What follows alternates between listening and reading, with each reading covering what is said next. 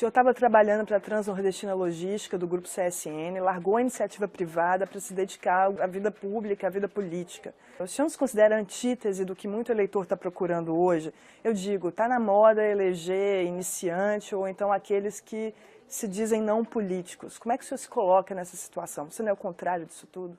Alguns defeitos, assim chamados meus, da minha vida pública, tipo uma certa franqueza, uma certa aspereza nas palavras, hoje estão sendo vistos como valor, estão sendo vistos como um não hipócrita, e esse é um valor procurado. Mas eu, evidentemente, não aceito entrar nessa onda mentirosa, né, mistificadora de que um político não faz política, ou quem faz política é um não político. Isso tudo é, na verdade, uma leitura de marketing barato, né, para tentar, mais uma vez, só ser idiota e presumir o povo idiota.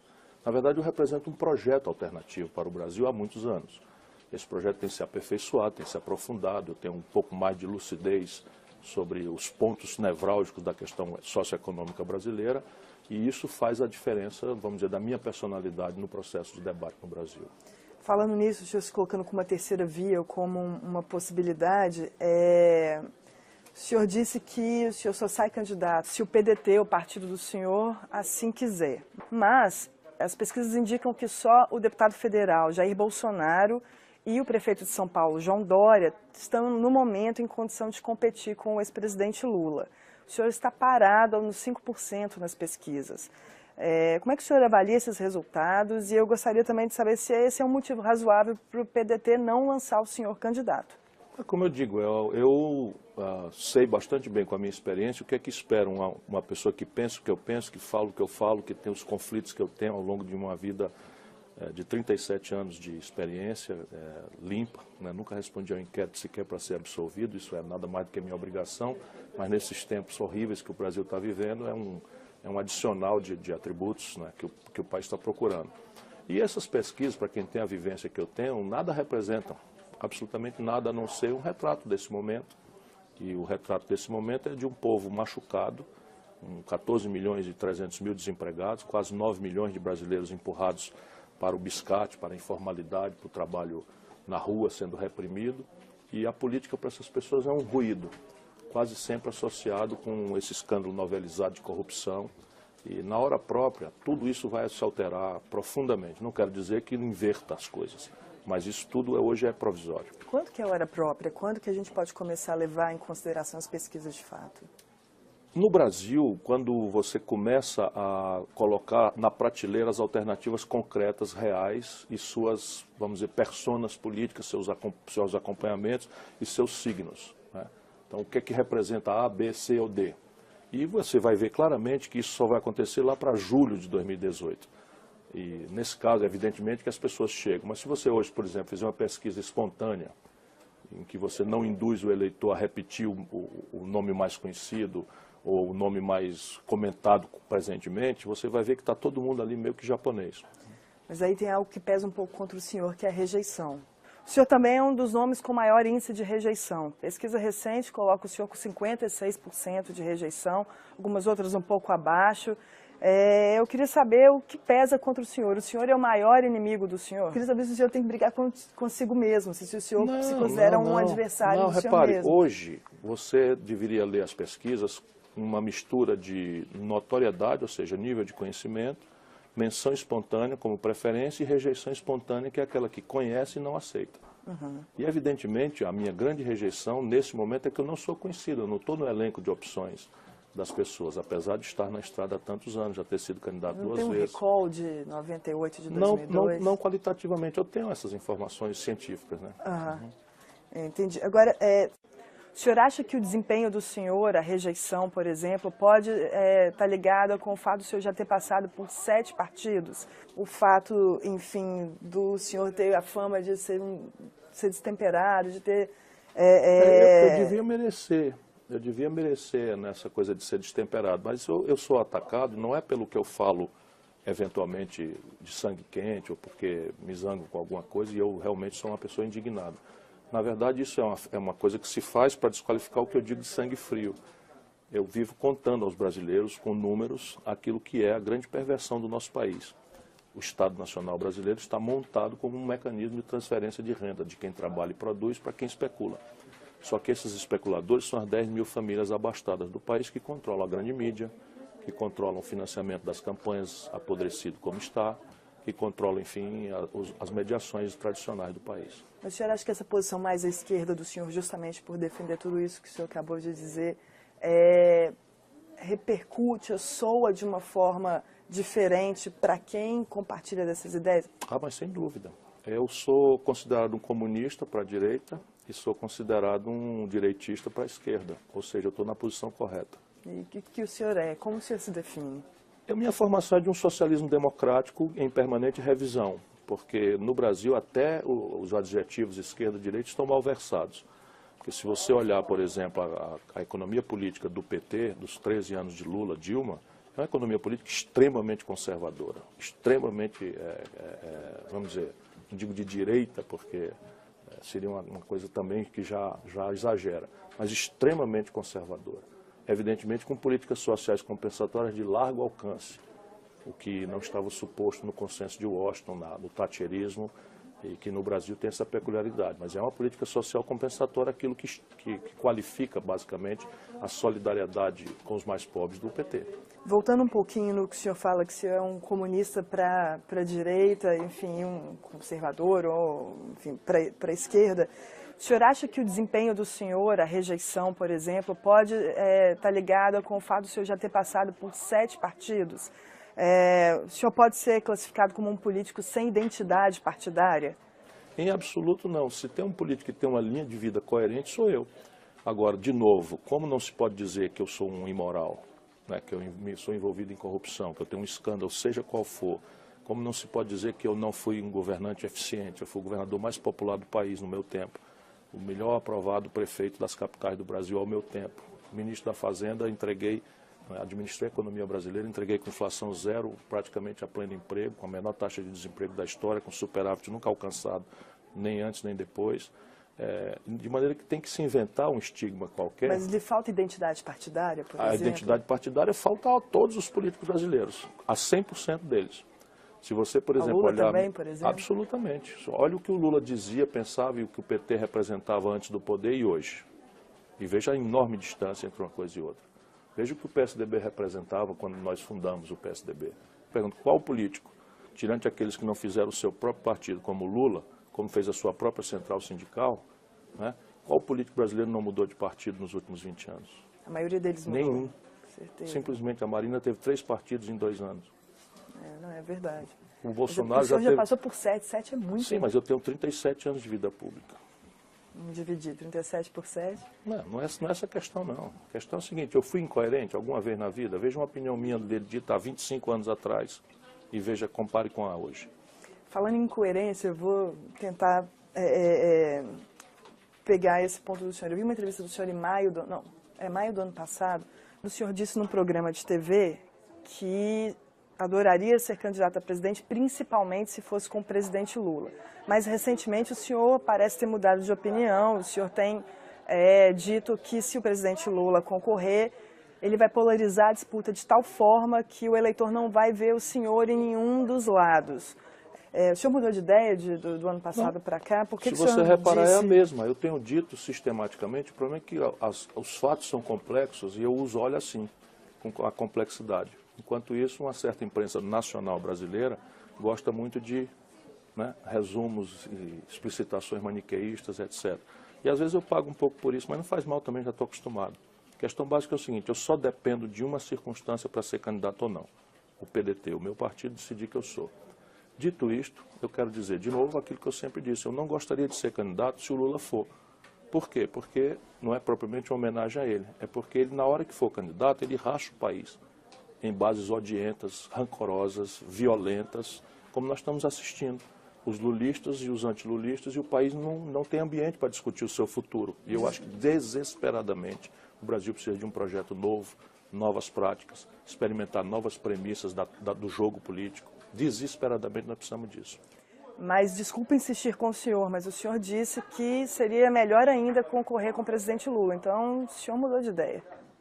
Às vezes você diz isso no calor de uma emoção e tal, mas eu estou dizendo a você que eu tenho me preparado para ser presidente do Brasil, sem querer, correndo o risco de ser mal compreendido. Eu duvido que alguém tenha treinado mais do que eu, que alguém tenha qualificado mais do que eu, que alguém conheça mais do que eu as alternativas para o país, mas isso é a minha presunção. O povo brasileiro está hoje induzido por essa novela moralista, explosiva, em tempo nobre da televisão, a olhar o mundo pelo filtro do lulismo e antilulismo. E isso acaba com o país. O senhor já foi professor de Direito Constitucional. O senhor acha que há tempo hábil para condenar o ex-presidente Lula em segunda instância Nenhuma chance. E afastá-lo da corrida eleitoral? Nenhuma chance. Nem seria justo que acontecesse. Mas por que o senhor acha que não vai dar tempo? Pelos tempos processuais brasileiros. A senhora veja, em primeira instância, o Lula está acusado em 5 processos e nenhum deles ele foi julgado em primeira instância ainda. Então, não é provável. Sim. Ainda, por exemplo, nesse processo que ele depôs recentemente, ele tem 86 testemunhas para serem ouvidas. Ou seja, demora. Bastante. E como é que o senhor avaliou o depoimento dele? Lula convenceu o juiz? O Lula é um campeão da psicologia popular. E o Moro é um garoto, não duvido de que tenha boa fé, que tenha boa intenção, mas, sabe, esse negócio de aplauso e juventude, aplauso demais e juventude, acaba deformando muitas pessoas. Eu sei bem o que eu estou falando. E o Lula trouxe o Moro para o campo dele, onde ele reina. O Moro seria o rei se fosse um juiz severo, adstrito aos autos, à lei, aos códigos. E aí ele seria absolutamente imbatível. Mas não, preferiu trocar ideias com o Lula, aceitar ser visualizado em capas de revista como antagônico. Onde é que o juiz é antagônico? Ele já perdeu. Um réu contra o juiz. Isso já matou o juiz, porque o juiz não pode estar. O juiz ele observa a luta, sentado na cadeira fora. Então o antagônico não pode ser o juiz. Na hora que a própria revista, que a direita brasileira é basicamente imbecil, e faz isso, acabou-se. Mas o senhor acha que tinha como o Moro se afastar disso? Claro, bastava que ele fosse um juiz. Parasse de usar gravatinha borboleta, de circular por aí afora pelos holofotes, confraternizando com réus potenciais aos risos. Isso tudo é deslumbramento. Isso não é juiz. O senhor diz da foto com o Aécio Neves. Por exemplo. Os depoimentos mais recentes da Lava Jato têm colocado Lula e a ex-presidente Dilma no centro das acusações. Por exemplo, a mulher do marqueteiro João Santana já disse que trocava mensagens cifradas com a ex-presidente na época que ela estava ocupando o cargo para avisar de avanços da Operação Lava Jato. O senhor acha que isso muda um pouco a imagem que o senhor tem da presidente Dilma? Não, porque delação premiada é um instituto muito precário e, como tal, definido na lei, e é uma lei muito recentemente copiada dos Estados Unidos por nós brasileiros, aliás, no governo da Dilma. E a delação premiada não vale nada, até determinação concreta de outra prova. Tanto que é explícito na lei que ninguém pode ser condenado tendo por única afirmação, por única razão de condenação, a delação premiada. Só no nosso país, nesse momento fascistóide que nós estamos vivendo, é que um delator, né, parece palavra de lei, parece palavra definitiva e arrebenta com princípios universais. Posso entender que o senhor está dizendo que as pessoas estão sendo forçadas a incriminar? Não estou dizendo isso, estou só dizendo que a prisão provisória no Brasil está sendo abusada. Porque você manter uma pessoa em cárcere sem culpa formada, sem o trânsito em julgado, e oferecer diariamente ou madrugadamente, para usar aqui uma brincadeira, né? Entrar um meganha na cela, acordar você de madrugada e oferecer você ir embora daquela situação se você fizer uma delação. Isso está acontecendo? Está acontecendo nos cárceres de Curitiba. Tem acontecido nos cárceres, já ouvimos denúncia disso há muitas vezes. O senhor chegou a conversar com o presidente Lula sobre sucessão, sobre Lava Jato, enfim? A última vez que nós encontramos, apesar de eu estar muito entristecido, porque a dona Marisa era também uma amiga pessoal, eu estive no hospital antes dela morrer e depois fui ao enterro. Nas duas ocasiões o Lula quis falar de política. E eu disse, deixa isso para outra hora e tal. E de Lava Jato também, muito zangado, muito aborrecido, se sentindo perseguido. Bom, em maio do ano passado, o senhor disse num programa de TV que adoraria ser candidato a presidente, principalmente se fosse com o presidente Lula. Mas recentemente o senhor parece ter mudado de opinião, o senhor tem dito que se o presidente Lula concorrer, ele vai polarizar a disputa de tal forma que o eleitor não vai ver o senhor em nenhum dos lados. O senhor mudou de ideia? Concordo com a visão dele. Acho que nesse momento a candidatura dele desserve ao país e desserve a ele próprio. É evidente, para que amanhã não haja uma contradição no que eu estou dizendo, a eleição você vota no que você quer, mas também naquilo que você nega. Então eu no primeiro turno serei candidato, se o meu partido quiser, e no segundo turno, se eu não estiver presente, eu vou votar naquele que me parecer vizinho às minhas ideias e convicções, né? O senhor ainda acha que o Lula brincou de Deus e que ele é o grande responsável? O grande responsável por esse momento político trágico que o Brasil está vivendo é o Lula. Porque ele que botou Michel Temer na linha de sucessão. Ele que empoderou esse lado podre do PMDB, entregando, por exemplo, Furnas e as burras de dinheiro de Furnas para o senhor Eduardo Cunha subornar parlamentares e virar presidente da Câmara. Isso não estou dizendo depois não, eu fui dizendo para ele muitas vezes durante o processo todo. Vamos pensar num cenário, senhor presidente. Se eventualmente o senhor se transformar no presidente do Brasil, o senhor já disse que vai empurrar o PMDB para a oposição. O primeiro indício de que meu governo fará história é que o PMDB será pela primeira vez na história a oposição. Como é que isso e eu vou pode ser partir para possível? destruir isso. Mas ninguém nunca conseguiu fazer isso. O Lula foi eleito sem o PMDB e teve que trazer o PMDB para a base. Não é verdade, não. Como é que isso é possível? O Itamar Franco governou sem essa escolha. No Brasil, porque o PT e o PSDB impuseram microprojetos de poder. Se você tem um projeto de nação, que você consiga comunicar as bases desse projeto para o conjunto da sociedade, o nível de chantagem que você se obriga a submeter é muito reduzido. Mas ainda assim, da forma como o modelo brasileiro está estruturado, o presidente é muito dependente do Congresso e quase refém. Não, ótimo que seja. O presidente não deve ser dono da bola, nem dono da verdade e tal. Ele deve negociar com a sociedade, deve negociar com sua representação legítima. O PMDB apenas, na sua maioria, porque tem muita gente boa lá também, na sua maioria representa no simbólico uma escória que hoje é hegemônica na política brasileira.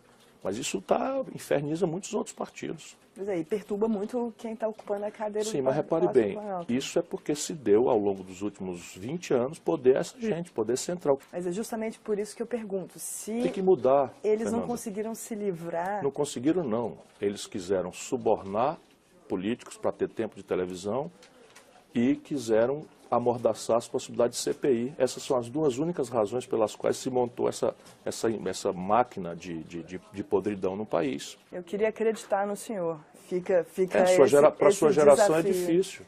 Mas repare, eu fui governador do Ceará. Fui prefeito. Tinha 5 vereadores em 41 no meu partido.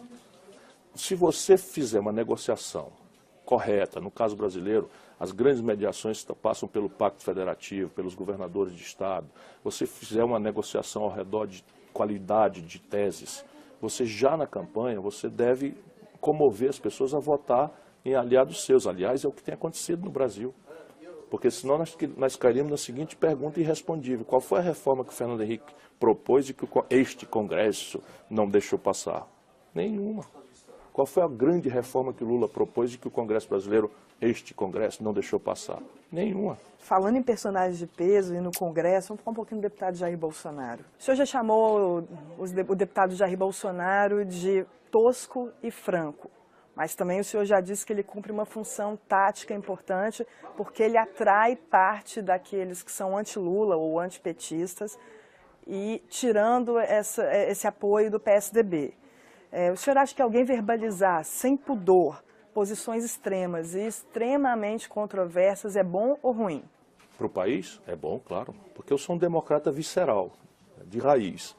E é fato ou não é fato que aí no Brasil, um conjunto de pessoas,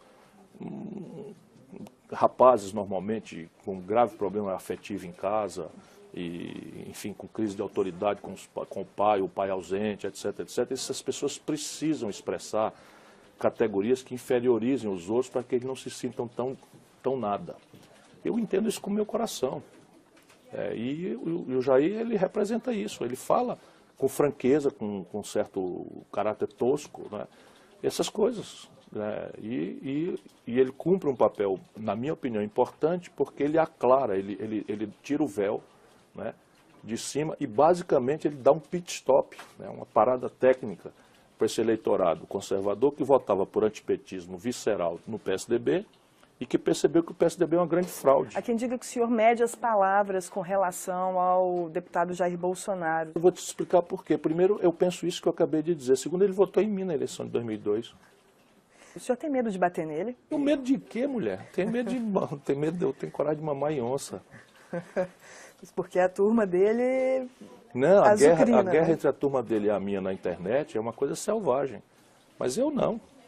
Tu acha que eu vou me preocupar com isso? Estou preocupado com o Brasil. Mas já o mesmo não acontece com o Dória. Por quê? Porque esse é um farsante perigoso que a certa elite brasileira, desencantada com a podridão do PSDB, vamos dizer, oficial, está embalando um novo Collor.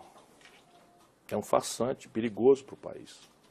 Por que o senhor acha isso? Por que o senhor acha que é um farsante? Porque ele é um cara que encheu a burra de ganhar dinheiro com lobby. Como é que o cara é milionário, não tem uma roça, não tem um balcão de comércio, nunca produziu uma arruela, um parafuso, e é uma fortuna de jatinho rodando por aí afora? De onde é que veio esse dinheiro? Eu sei. De onde? Lobby, lobby, lobby. Mas lobby do bem ou lobby do mal? Não, lobby puro e mal. Lobby de dinheiro público. Dinheiro público dos cofres públicos do PSDB, dos governos controlados pelo PSDB, de São Paulo, de Minas Gerais e muitos outros. Esses piqueniques todos é negócio de aproximação de empresário de política, que é a arte dele. Você acha que é um farsante. O senhor já definiu o Michel Temer como o chefe do governo de patetas. Não, pateta, eu estou na dúvida se é quadrilha ou pateta, coisa pior. O que seria coisa pior? Quadrilha é muito grave, mas pateta é tão grave quanto. Vamos agora, por que pateta? O camarada, o Brasil tomou a trauletada num produto de exportação relevantíssimo que emprega 700 mil pessoas no setor de proteínas e tal, proteínas animais, e o cidadão às pressas convoca os embaixadores dos principais países importadores do Brasil e leva para comer carne numa churrascaria que só serve carne importada. Aí o camarada chama a imprensa internacional e nacional para fazer uma fala em homenagem ao Dia Internacional das Mulheres. E diz que as mulheres é quem melhor sabem escolher preço em supermercado. Porque quando o senhor falou da infeliz frase do Temer com relação ao Dia da Mulher, eu me lembrei automaticamente quando perguntaram da Patrícia Pilar naquela campanha. Você nunca viu eu falando isso na vida. Inventaram aquela frase? Editaram claramente. Editaram claramente. E foi a Globo. Entendi. Porque o senhor entrou para a história como Sim, a pessoa que... Porque o que importa é a versão da Globo, não importa a realidade. Agora não tem um inquérito. Teria direito a 3 pensões mensais vitalícias que me dariam hoje 86 mil reais. Sou o único político brasileiro que não aceitou receber nenhuma, nunca. E isso nunca foi comunicado ao povo brasileiro. Nunca. O senhor tem ressaltado mesmo muito isso. Eu estou em Londres, nesse momento, falando na BBC, de que você lembra? Você não, na sua pesquisa, você não citou que eu não recebi a pensão. Não citei que o senhor recebeu a pensão, mas lembrei que teve um inquérito da farra das passagens na Câmara. Inquérito nenhum, nunca respondi a nenhum inquérito na vida. Mas abriu-se uma investigação, não? Sim, o senhor pode não ter sido denunciado, e eu também dei uma né? boa esculhambada. Sabe qual é? Me misturaram, porque eu viajei para os Estados Unidos. Levou a mãe do senhor, não foi? Eu paguei minha passagem e ela pagou a dela. E a TAM trocou. E a TAM soltou uma nota oficial dizendo que lamentava e se assumia a responsabilidade de ter trocado. E isto é que é. Mas nunca respondi a inquérito nenhum. E o Ministério Público... Mas veja a sua pesquisa. Você não sabe que eu nunca recebi as pensões, que daria 86 mil reais por mês para mim hoje. E o senhor vive de quê hoje? Eu vivo, faço palestras, sou advogado, tenho um escritório de advocacia, né, trabalho para uma universidade como consultor.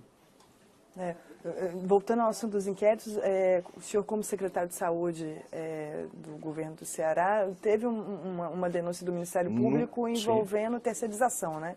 Sim, o juiz não aceitou, ela morreu, que fim levou? Claro, nunca respondi ao inquérito nenhumzinho, nem sequer para ser absolvido. Agora, o assunto é assim, eu assumi a Secretaria de Saúde do Ceará porque o meu irmão era governador e tinha construído 20 UPAs, estavam sem funcionar, 2 mega hospitais regionais sem funcionar, 150 ambulâncias do SAMU prontas sem funcionar, e ele pediu para botar aquilo em ordem, porque o Ministério Público não deixava e os médicos lá, tudo com medo. E eu fui lá e fiz. Tudo isso passou a funcionar do dia para a noite. E virou denúncia. Aí um babaca lá desses que infernizam a vida brasileira, resolveu fazer isso. Por quê? E daí? Qual é a malversação?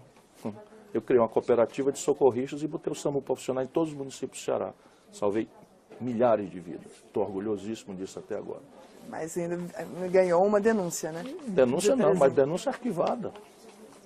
E tem uma investigação antiga rolando, aquela que apura que o senhor teria contratado uma empresa de inteligência para poder veja investigar. bem, você foi ler isso na Folha de São Paulo, que simplesmente inverteu.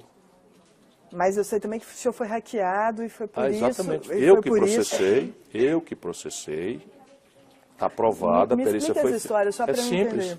É simples. Lá na paróquia, no meu Ceará, um grupo de canalhas hackeou meu computador e começou a replicar meus e-mails ou falar coisas que tinham como premissa uma informação privada minha do e-mail, que eu não tenho um segredo de nada. Mas acessaram de fato o e-mail? Acessaram de fato. Aí eu peguei, representei na polícia, a polícia fez uma investigação, a polícia técnica fez uma investigação, descobriu todo mundo. Descobriu os IPs, qual era o endereço e tal, e isso está lá rolando o processo. A Folha simplesmente inverte. E a suposta suspeita de que o senhor teria contratado a Kroll Nunca aconteceu comigo, a acusação foi contra meu irmão, não foi comigo. Trocaram Ciro por Cid. Isso é muito comum, às vezes? Não, só comigo. Atribuir coisas ou suspeitas que pesam contra o seu irmão, atribuir ao senhor? Não, o inverso. Não, meu irmão também é limpo.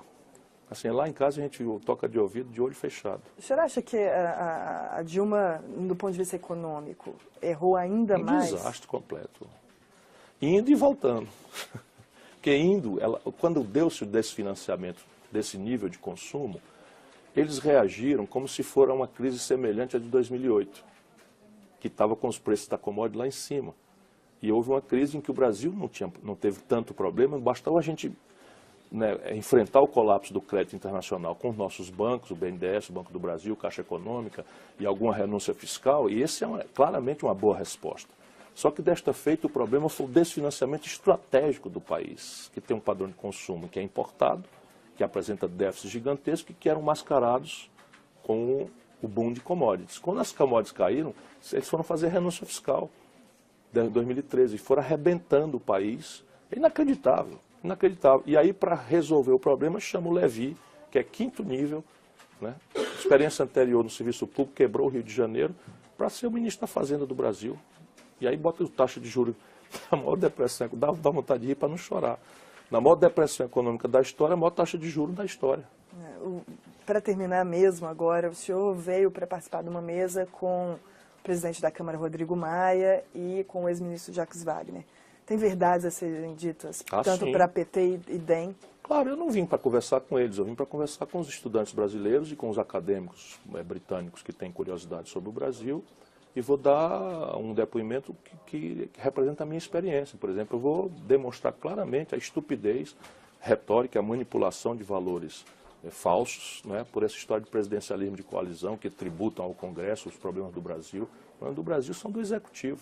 Falta de imaginação, falta de projeto, falta de seriedade, esses são os problemas. E falta de engajar com a sociedade civil? Né? E essa é essencial. Sem a sociedade envolvida, cúmplice, nós não vamos resolver esse conflito distributivo. Eu brinco sempre, toda vez que você olhar um tatu em cima de um toco, pode apostar que alguém botou, porque tatu não sobe em toco. Então, tudo que está errado no Brasil não está errado porque tinha um manual de fazer certo. Está errado para atender interesses minoritários, organizados, informados, que constrange a grande mídia e que formam a opinião das pessoas.